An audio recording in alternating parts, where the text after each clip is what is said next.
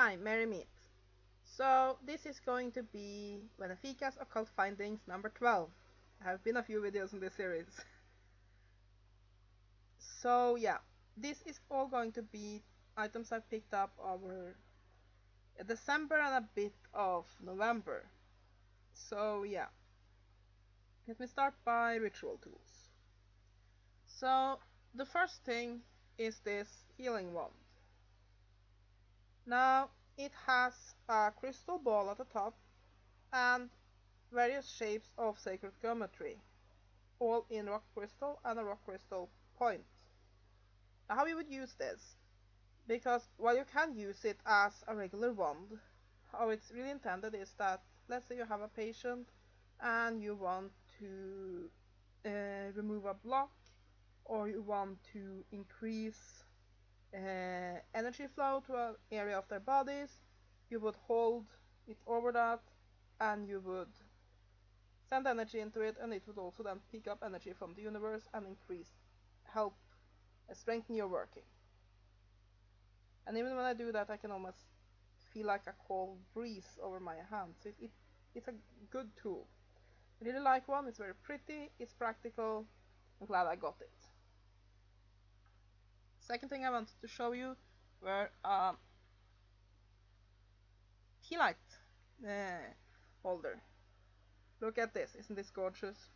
It says slopestone, and here you have, so you can put tea light candle and you put it like this, and you can also of course use cone, incense and the like here. And then you have this pyramid. I really love pyramids. I've always liked that shape. And you have these pentacles that of course then will glow when you have a light in it. And I also think that could be a great tool to use to charge other stones, because you put them in here and you put the pyramid over, and the power of the pyramid will charge them. So the only thing I don't like with it is that it got a bit damaged in shipping. As you can see, there's a little chip off there. Other than that, it's great. So yeah, and let me see, I got this altar bell, and what I like about it is that I like the shape. It's just plain brass. It's plain, but it's beautiful. And if you see, my camera will pick it up. I'm not sure if it will. There we are, at least some of it. You see there's engraved pentacle on it. It's very simple. It has a good sound. And then I got some new pendulums, of course. You might ask yourself, do that woman really need even more pendulums? No, but I'm sort of addicted to them. So yeah, this one was one I splurged on, and I'm really disappointed by it. It's an angel carving with a rock crystal point under it. Let me see if my camera can pick it up. Not that good, but it's an angel carving. And the chain has stone ships in the chakra colors, and there's a little crystal ball at the end. So the carving is very simple, but it's okay. The stone ship chain is nice, but I don't like this, how it's attached to the chain. If you can see, it's very sloppy. There's metal pieces everywhere, and yeah, for the price this just isn't good enough. So I was very disappointed by that. It's an okay pendulum, but I'd expected better. I paid like $20–25 for that, and I expect something more. And I got two other pendulums, which were considerably cheaper if I can ever get it out of the bag. Here we go. This one they said were chrome, but I doubt that. But I like it because it's heavy. It's just this lump of metal. It's very simple and it's heavy, and I prefer heavy pendulums. Now Some people prefer light pendulums like my mother, but I always get better results. I can work with light pendulums if they are reasonably heavy. So I like that one. Let me just get it back into the bag. The bag is being problematic today, I see. Okie dokie. And then there's one more pendulum. And that's this one, which is brass. And I really like the shape of it. So yeah, it's just simple. It's a little brass ball at the end. And it also have a decent weight to it. So I'm happy about that. So yeah. And I got some books. First book I got is this one, The Everything Guide to Reiki by Philomena Lila Desi. And it's by Desi. Perhaps it's self-published, I'm not sure. It's by the Everything series that makes all sorts of... It's a bit like the Dummy's Guide type books. So I like this book, but it's so it's extremely basic. So if you don't know anything about Reiki, it might be a good purchase. And then I got this one, Financial Sorcery, Magical Strategies to Create Real and Lasting Wealth by Jason Miller. And this company who has published it is New Page. It's Money Magic. And then it's the book I think have the stupidest title I have ever in my life heard. But I really love books about dowsing, and there's not that many of them around. And I got it very cheap, so I couldn't pass it up. And that is Taming the Wild Pendulum by Dr. Tag Powell and Dr. Judith Powell. Who came up with the name Taming the Wild Pendulum? It's like... I get this image in my head of little pendulums flying around. Like, they're flying around in the air, and you have to grab them and beat them until they do what you want them to do. And that's not what the book is about. It's actually... I've just thumbed through it for now. But I think it's a pretty good book. I just think the title is so stupid. Let me see. And it's published by Top of the Mountain Press. And then we have Plain and Simple Astral Projection, Out of Body Experience by Osborne Phillips. So yeah, I'm looking forward to that one. I've been interested in astral projection for like forever. And I've been halfway into it a few times. Like when I was a child, I had, and I still have, these sleep paralysis. And very often as a child I would dream I would fall through this amazing library, huge library, and I would wake up in astral, and I would wake up in sleep paralysis, and very often that is the first steps to astral projection. But of course I would panic and fight my way out of the condition, and now I sort of can't find my way in, so I'm reading up to try to being able to do that in a more controlled way. And then I got the Molitor's Guide to Demonic Magic by S. Connolly, with several other authors who has also written articles on this. Who's published this? I think it's self-published actually. So yeah, it's a pretty big book. And then it comes to, I'm not sure if I've shown them already. Something tells me I have, but I'm not sure, so I'll show them anyway. One is Spellcasting for Beginners, A Simple Guide to Magical Practice by Michael Fury.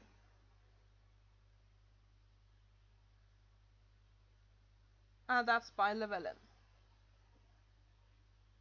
And then there's From the Cauldron Born, Exploring the Magic of Welsh Legend and Lore by Hughes, it seems, and it's by Llewellyn.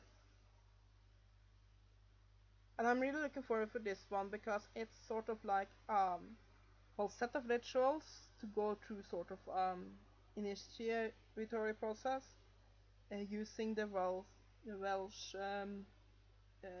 myths and legends. I think that will be great. And then the last book I'm gonna show is Transcendental Satanism: Doctrines of the Infernal Process by Matt the Lord Sane. And it's published by Lulu. Also, it's self-published. So, yeah. Bit of a spread of various topics within the occult there, but yeah. And I've also gotten some new magazines. Now, I got these right before Christmas, and I haven't had time to open them up and read them yet, because I've been crazy busy. But yeah. It's Soul and Soul and Spirit, issue 37, February 2011.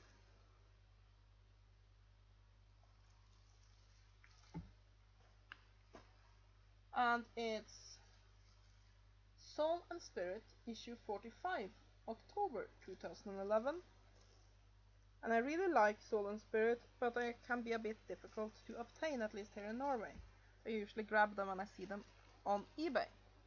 And then, of course, it is Spirit and Destiny, January 2013, as I try to get this magazine every month. And this is my favorite New Age magazine, but it's so expensive. It costs like the same as a book does, so I don't buy it very often. And it's a Norwegian magazine, and it's medium. And this is number 1, 2013. Yeah. And then I have gotten a lot of new healing crystals, so it might take some time getting through them. Let's start. So yeah, just to show, it's this whole bowl of them. So yeah, I've got a lot of them from my hubby, because we had some of them I've bought, but a lot of them is because we have this. I'm a bit of a kid inside, so I still have this advent calendar thing where you open a little box each day before Christmas, and there's a gift inside, and I have that with healing crystals, and my hubby gives me one each year. It's very sweet of him. But yeah, I've got this piece of amethyst, and my camera just can't pick up how pretty it is. It's very nice. And I've gotten this massage wand, and this is lemon jasper. It's a very nice yellow-green color. And I've gotten this crystal skull. Seller said it is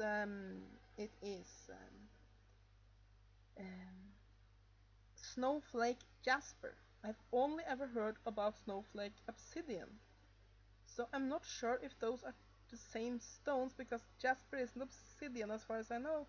But if anyone can tell me if those are just two names of the same stone, or if it is actually different stones between snowflake obsidian and snowflake jasper. But it's a little skull. And then I've gotten this lava stone crystal point, and it has a good size, and I really like it. And then I've gotten this Smoky Quartz, and it's really transparent. I can see through it, and yeah, it's just amazing. get hypnotized looking at it, and this is just a disc, a Smoky Quartz disc. And then we have a piece of, is this landscape jasper? I think it's landscape jasper. Jasper at least. And this is more Smoky Quartz. Smoky Quartz point. It has this glob of glue on it so it can stand, and I'm trying to find out how to get that off without damaging stone, but it's really pretty, and this is from Norway. It's been found up in Hardanger. And more lava rock. This is a little disc of it, cab. And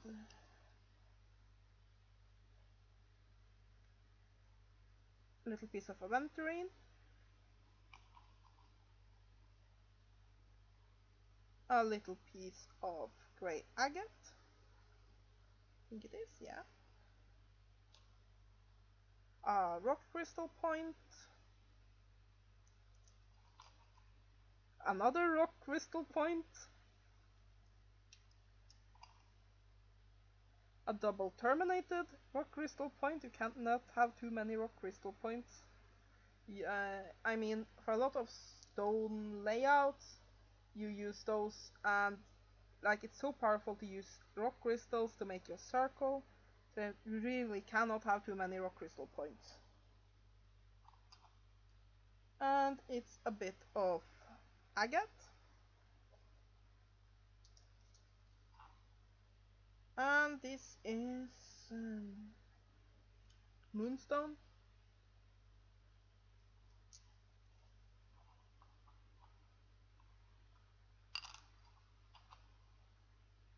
And this is green opal. Opal. How is it pronounced in English? I'm not sure.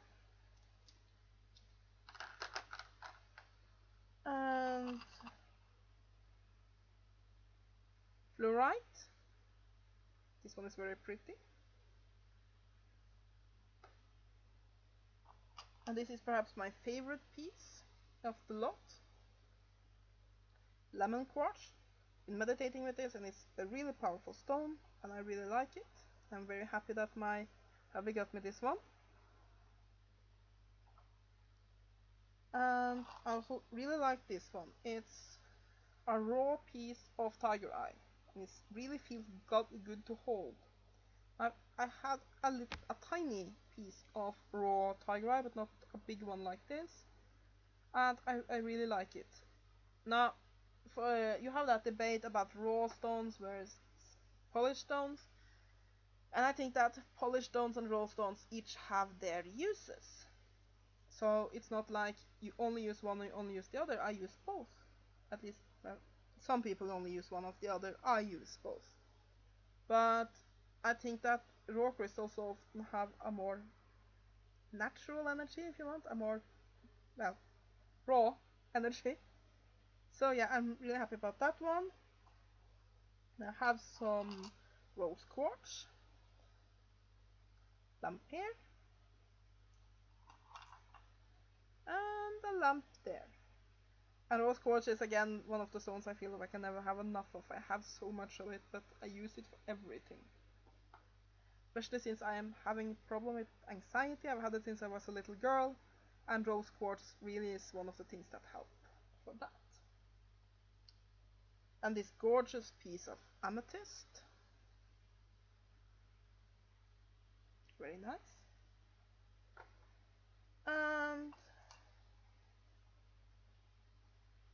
pyrite. Some of the names of the stones might be wrong because I'm just guessing what the English names are when I'm going by the Norwegian names. Ox eye, or red tiger eye as some call it. And what I really like about this is that down here it's polished, and up here it's raw, which gives a very nice, unusual effect. And agate. I get cap at that. Yellow quartz. Think it's yellow quartz. I'm not completely sure what that stone is. I think it is. Citrine. And corneal. Corneal. What's its name on? What is name in English? Carniol. It's named in Norwegian. So yeah, that's my lot. So yeah, I hope you have enjoyed this video. Hope you are having a great January, and blessed be.